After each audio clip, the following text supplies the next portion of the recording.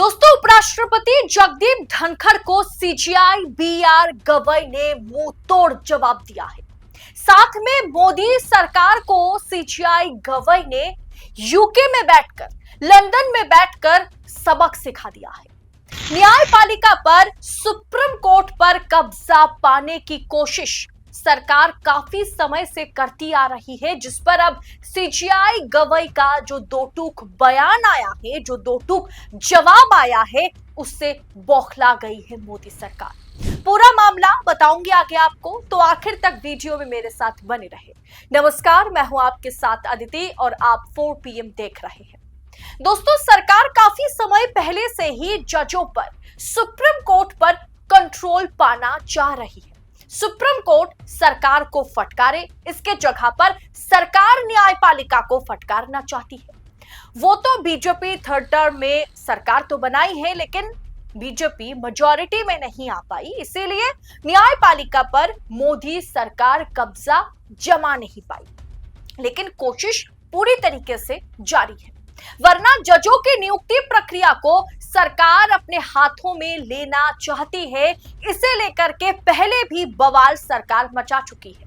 Collegium, जिसके जरिए अभी जजों की नियुक्तियां होती है, जजों को नियुक्त किया जाता है, उसे बंद करा करके सरकार खुद NJAC, national judicial appointments commission के जरिए जजों को नियुक्त करना चाहती है, ताकि न्यायपालिका और जजों पर सरकार की पकड़ हो, सरकार की कंट्रोल में यह रहे। लेकिन अब कोलिजियम पर सीजीआई BR गवई का बड़ा बयान सामने आया। चीफ जस्टिस BR गवई ने न्यायपालिका की स्वतंत्रता को लेकर के जो बयान दिया, वो वाकई मोदी सरकार की मंशा पर पानी फेरने जैसा है, सरकार के गाल पर तमाचा झटका जैसा है। उपराष्ट्रपति जगदीप धनखड़ के बयानों से ये मांग और तेज हो गई है कि जजों को चुनने वाले कोलिजियम सिस्टम में बदलाव बेहद जरूरी है। उपराष्ट्रपति जगदीप धनखड़ पिछले 2 साल से सरकार की ओर से कहते आ रहे हैं कि जजों की नियुक्ति सरकार को करनी चाहिए, लेकिन सुप्रीम कोर्ट ने भी बात को नकारता सुप्रीम कोर्ट रहा। और अब सीजीआई गवई ने कहा कि कोलिजियम सिस्टम की आलोचना की जा सकती है, जिसे आलोचना करना है, क्रिटिसाइज करना है, वो करे, लेकिन किसी भी व्यवस्था में न्यायपालिका की स्वतंत्रता से समझौता नहीं होना चाहिए। हम न्यायपालिका की स्वतंत्रता के साथ समझौता नहीं करेंगे। न्यायाधीशों को किसी भी बाहरी दबाव से मुक्त रहना चाहिए। सीजीआई ने कहा कि 1993 से पहले भारत में जजों की नियुक्ति का अंतिम फैसला सरकार के पास होता था, और इस दौरान 2 बार ऐसा हुआ जब सरकार ने सीनियर जजों को नजरअंदाज कर किसी और को मुख्य न्यायाधीश बना दिया। वहीं उन्होंने रिटायर जजों के चुनाव लड़ने पर भी सवाल खड़े कर दिए। सीजीआई गवई लंदन में यूके सुप्रीम कोर्ट की ओर से आयोजित एक राउंड टेबल बैठक में शामिल हुए थे, शिरकत की थी उन्होंने।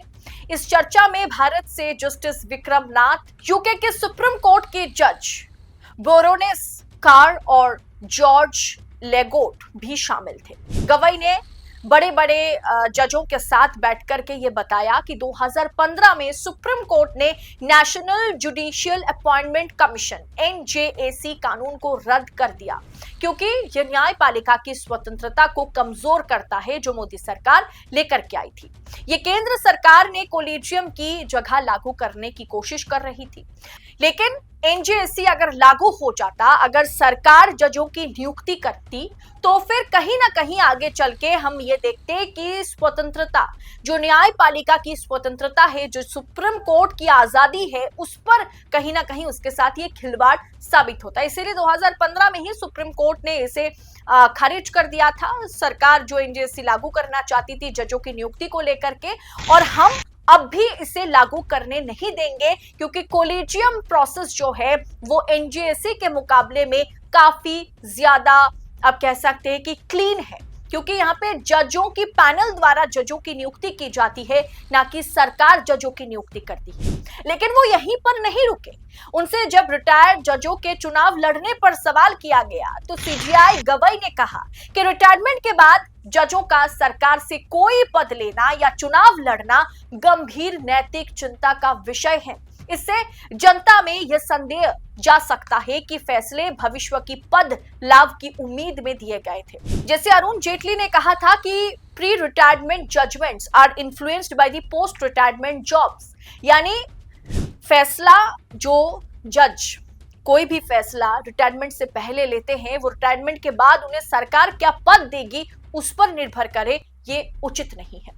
अभी बाकी जजों के साथ मिलकर के सीजीआई तय करते हैं कि कौन जज बनेंगे, किस जज की कहां पर ट्रांसफर होगी, कब होगी, किसे प्रमोशन मिलेगा, ये जजों की पैनल ही डिसाइड करती है, जहां सीजीआई मुख्य भूमिका में होते हैं। लेकिन एनजेसी में चीफ जस्टिस ऑफ इंडिया को ही वोट देने का अधिकार नहीं होगा, सब कुछ सरकार तय करेगी। यानी जिस तरह से चीफ इलेक्शन कमिश्नर की नियुक्ति पैनल से, मतलब नियुक्ति पैनल से चीफ जस्टिस ऑफ इंडिया को हटाया गया था कानून ला करके, वही काम कोलिजियम के जरिए, मतलब कोलिजियम को हटा करके एनजेसी लागू करके जजों की नियुक्ति प्रणाली में सरकार करना चाह रही है, जिस पर सीजीआई बी.आर. गवई का दो टूक जवाब सामने आया।